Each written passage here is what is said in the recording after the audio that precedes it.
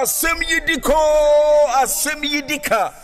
Asem yidiko, asem yidika. Hinna beka. Akwesi insia. Commander 6. Kano Sedia. That's what you break. So, share Badwamon on Adom TV Live on DSTV channel 280, Go TV channel 119. Multi TV DK box so sounds na HD plus so be share live and so hodom. Yes, to me on Facebook. Adom TV Extra. Adom TV Extra. YouTube is here Adom TV. Yeah, subscribe it. Share, for comments, go see Bejan Brem. Niake Kai Eddie Ama. Save the camera there do so special. And me be a full line at 2. Ama Muamunya Kwenya Etie, the Vice President and flag bearer of the New Patriotic Party, Dr. Alhaj Mahmoud Baumia, as what to da and nanu kwada or UPS no. Uhuni say.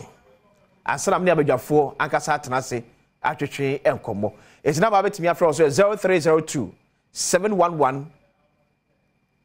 Hey, my number no cry of minutes. It's going to be a friend. Also, ore wadwenkyere aba and someone Dr. Alhaj Mahmoud Baumia ede etu edwano say na wankasa nso hunu no ede efa because asem ni kafa na sekese enko ma Kingdom Herbal Center omo enede Kingdom Garlic Bitters Kingdom Garlic Capsules aba edwaso yedro tatahwe eboye pa na ade ba kwa wo me say Kingdom Garlic Bitters Kingdom Garlic Capsules no wonu a eboa ero strade e woni padwan mu nyina ede firi wonu ma achi esa boost immune system no ema da bia da hode eba onipadua no ankasa emu sanso na New Kingdom Ginseng Power Capsules enso ye mema no edru yedru a etimi bua ma bema ya sebe waye mre ewo mpam o mema yosem etimi eba so tremendous capsules so eye ma ne de ma ne siesie hifina kama unya ha bia ho o mema bia to do bia no okwa onsa ebeka bi ato atufo efo ni che Kingdom Herbal Center ewo Okanshi Drug Lane enkra kodwemu from 0275 804 064 0275 804 064 Kingdom Osino Challenger afebra so betimi afre na wonso wadwenkyira wo edefa mampani abede akire Dr. Alhaj Mahmoud Baumia eswodu tuja so dia. Hello, good morning. Hello, good morning.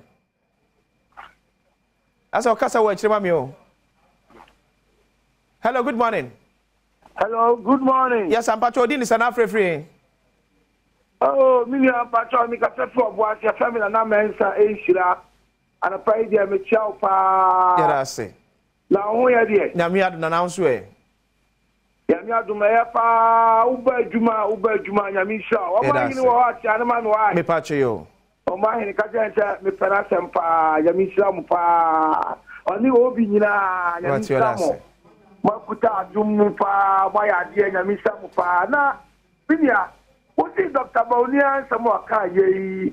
Me tini say na mi huni say na me dini say. Hey Baunia, waya chadia sunko nya me dina ma o my Ghana. Ti ni samo aka ni dia no kwatam say. Wa chato woni swadi hu betuma bo ma Ghana. Apa no tuma pa afra. Apara na kufu adu ma pa wa ye. O se akono sector by sector. Obo baby a o si obaya akwai. Oba companies aya akwai. Oh, minia, no part of the Ghana. I dare you pa ya pine. I'm a page of my food, so I Ghana, Quenina. And so, then I could go to buy a quite fun. I got for your soul, Capitrano. May I say, Jeffalada, good morning. The patrol free. Matthew. Madam, you said, oh, man, any that. Sabi nipa enim na wiana na dwe na dwe nso kana fa hwene enim. Okay. Woni bi papa bia wo de babo Ghana. Then some of begina ya okan during 2016 up to date. E mo ahin wetim deliver. E na Ghana so be so na ya to aba. Aha wo ka so be $1 na kokoma GP. En ko sefi wo ba wo be kan so no wala na wa no. Ye nyankwala bi mi de Ghana na ya da ye nyankwala bi mu. Okay. Aha, this time any one pa politician for our cash any one to me and for say anya o me ye gina so nya to ba piaw. Mate. Nti ba omi ano nya bi fufura wa ka se bi akwa ko dware dabi.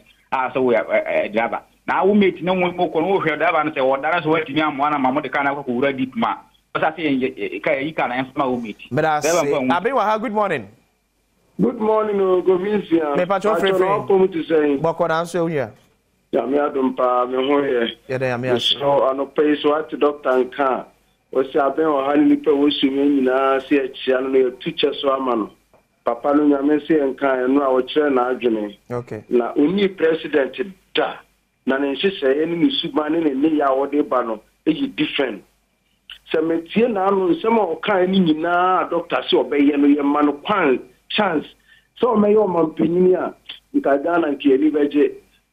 Papa eba akwa oka hu wa video mampanyini de ne time no na enye how nko na dum so sa ka ho na ho tire wo ho nyina no na ye da na ye na ye feed mu mia na esei na Dr. Mahmoud Bawumia we new president da me nua no Yankopon hia no me man assalamu alaikum teacher man no hello good morning na nyina ye ntai na good morning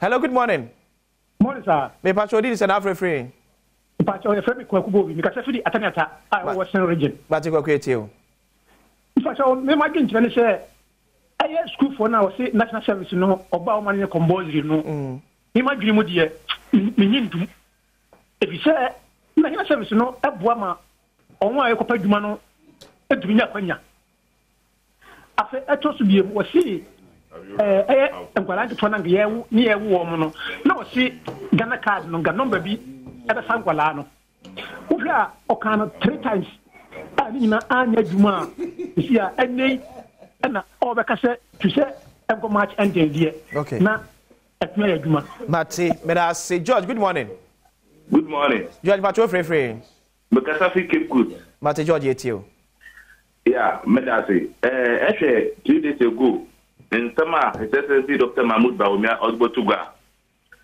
e would papa no vision o man wodo and he wan kro ba men nkokon ketenkete me akwa kanya o your man mputu no man kanko no that what it is that Dr. Mahmoud Bawumia working Ghana for your bohwe na yi sin him come 24 December okay he will be the next president no we move Ghana forward because yes kafa kwanchana you there kanu on for yi emanu moro kwano you there old baby na emanu on for yi but in prevision Dr. Mahmoud the other to go you there nyimizi Jonathan good morning you know saying Jonathan pacho free but me free kuma ti e jisu mate yetio metia obibia o Adom TV the pacho asema ye papa Bawumia kae mi pacho migenia ba ku kasa ti se onye president na onye president o ye de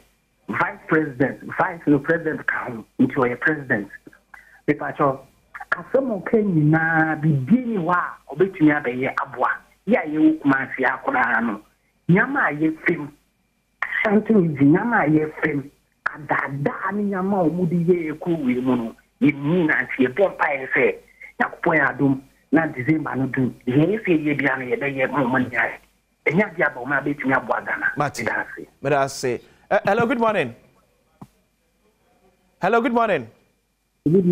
opani pacho di ni se na free we am last caller okay you from Kobim kasa fit for pass Kobim pacho yetio yo pacho ma say mbisa kaka no say Dr. Bawumia say no oye mate na me question is so oye mate driver na mu wabon nti den o kire no mate na ye fa ka na mano no ka na mu da kwa hifo ma wie nti Bawumia on tancha kaka wa na ye ma die na me ye o ma nie mate eso me da say o fa chebe yet mi fa ofrefo bia ebi ma se so bi jira so but fa chebe pa ye fa esenti ene by way of Asem de ka ne ye eno no cells be nya akwanya na so a kire wadwen ebi ye fa na sekese koma Kingdom Herbal Center omne the Kingdom Garlic Bitters Kingdom Garlic Capsules sanso and New Kingdom Ginseng Power Capsules and a tremendous capsules so ebe so yasene ene anope me de akwasi ensi abadwafo atrase ye de pese beto aso hwe e ba ese